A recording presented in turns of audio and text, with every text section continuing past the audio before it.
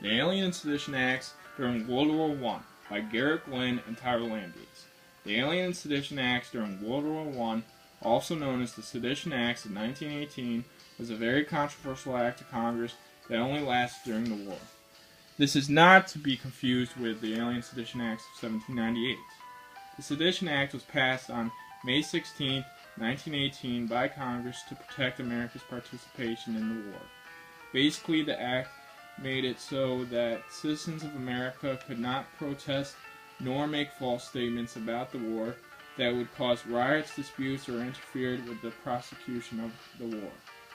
The subjects that could not be ridiculed on were the U.S. government, the U.S. military, nor the U.S. flag. Even though this applied to all citizens, it aimed at socialist pacifists and other anti-war activists. The Sedition Acts are very similar to the Espionage Acts of 1917 and actually furthered the power of the Espionage Act by increasing the amount of protests that qualify for punishment.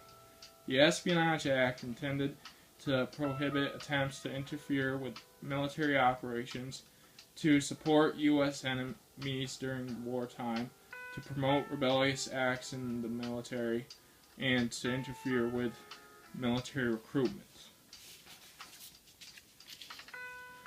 Both the Sedition and Espionage Acts violate aspects of the Constitution when it comes to the First Amendment. The First Amendment protects the freedoms of speech and the right to assemble. However, these acts make it so that you cannot make speeches or anything that would make the face of America look bad as to the war. Congress, however, got away with this since it was during World War I when it was found necessary to have them.